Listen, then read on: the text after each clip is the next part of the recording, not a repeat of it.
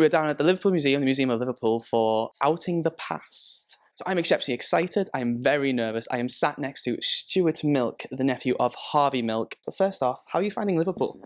It's brilliant. It's a great city. The weather has not cooperated, Yeah. so the trains weren't getting me here, but I made it here. But it's a great city, great museum, great LGBT community. So it's some place that everyone should come by and visit Liverpool. If people don't know who you are, or your work, or the work of Harvey Milk Foundation, and of your Uncle Harvey, can you give us a brief background on that? Sure. So definitely people should Google Harvey if you don't know Harvey. But 40 years ago, actually this year is the 40th anniversary of his election to public office. So he's one of the world's first openly gay elected officials. He was the first openly gay elected official in California. And he was really the first openly gay elected official anywhere in the world to just actually promote the fact that he was openly gay. And he was elected at a time when it was illegal to be gay, including in California, and it was considered a mental illness by the American Psychiatric and Psychological Association. So his asking people to join him in coming out was really very provocative, and he anticipated his own assassination, which did happen. He only served 11 months in office when he was killed, and he really believed that that there needed to be a first, and that first would probably be assassinated, but that, and this is quoting him, "the bullets that enter my brain, let them smash every closet door, let them bring forth everyone's authenticity." He was hoping that his assassination would allow people to come out and be visible. So that's the background on Harvey, but what about yourself? Because you've continued that legacy and done so much more in light of that. Well, we all are continuing that legacy. So, as Harvey actually said, it wasn't his campaign, it was part of a movement. And we're all part of a movement of basically authenticity. It's really the key. And every time a young person has a kitchen table conversation with their parents, every time someone in a corporate boardroom hears a homophobic joke and says, you're talking about me, or every time that someone on a playground stands up for anyone who's different, you're following in the legacy of Harvey Milk. So we are all following in his footsteps, and we're living in very historic times for the LGBT community. Most of our success in the last 40 years have happened in the last 10 years. And marriage equality really is what has done that, because it really follows that visibility, that authenticity. You don't get invited to a wedding where two people are hiding behind cloaks. I mean, they're visible, and they're obviously, it's a celebration. It's not simply a tolerance. It's not simply don't discriminate against us, it's celebrate us. And so young people are really carrying that banner, and we're in some difficult times right now.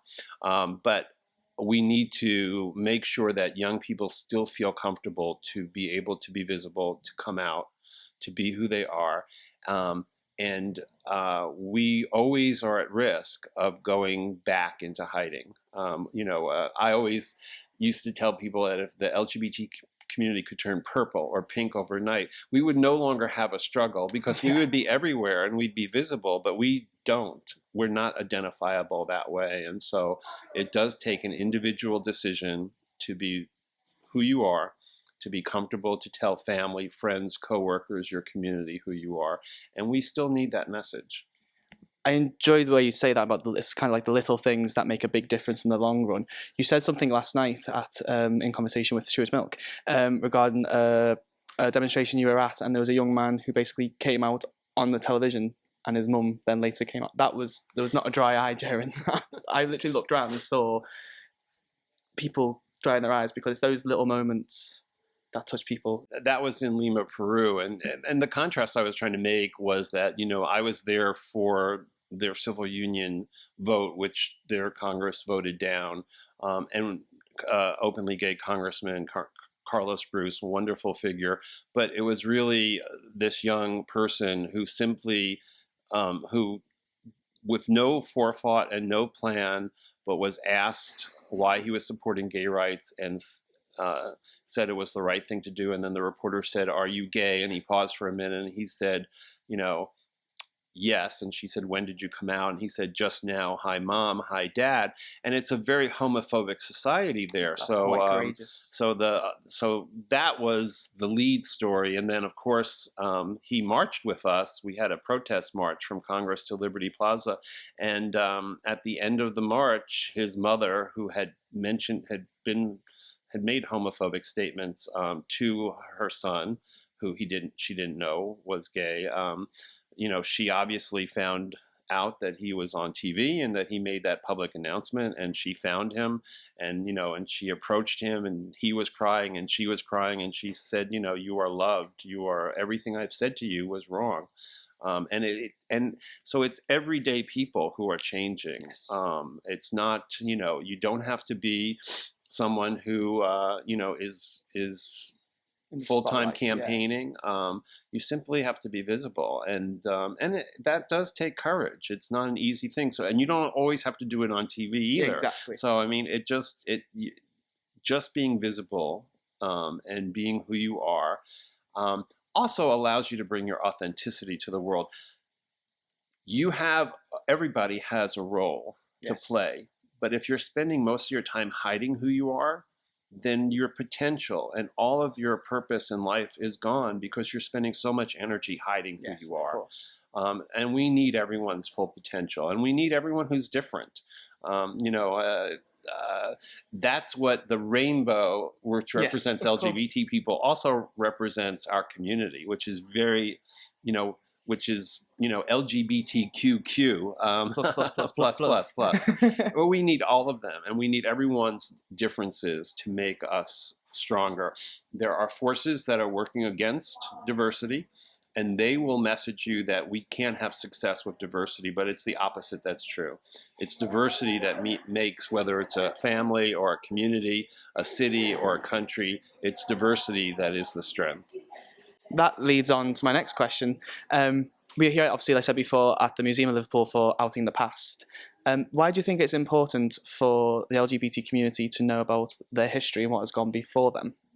Well, unfortunately, civil rights, human rights does not work in a straight line, and it zigzags. And I think it's even more critical today that we remember their history and we learn the lessons of how some of those who came before us handled difficult times.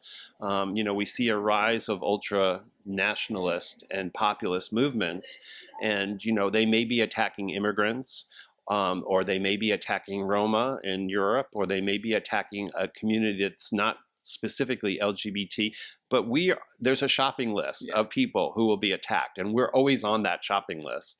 So right now, maybe the LGB is not being hit, but the transgender community is, and those are our brothers and sisters and family members who we need to make sure that we're supporting. Shopping lists are shopping lists. People cross off a list of someone that they've managed to take away rights from, and then they'll go to the next one. And so it's very, very important that we stay unified. There are people, we can mention the new president of the United States, Donald Trump, and one of the things that I've said on U.S. media is that, when he attacks Muslims, when he attacks immigrants, when he attacks Mexicans, he's attacking LGBT people, because we are Mexicans, we are immigrants, we are Muslim, we are everywhere. And so it's antithetical to his statement that he is going to protect the LGBT community. Well, you can't attack any of these communities and say you're protecting the LGBT community, because you're not. And when you take away the rights of our trans brothers and sisters and family members from using a bathroom, or their right to have access to education, which is really what the executive order that President Obama put into place that Donald Trump has taken down, you're attacking the entire LGBT community. You're attacking the whole. This divide and conquer mentality will only be successful if we allow it to be successful. Well, unfortunately, we're running out of time because you've got to go on stage and give another talk. Well, thank you for joining me. I really appreciate it. Thank you. Lovely to meet you.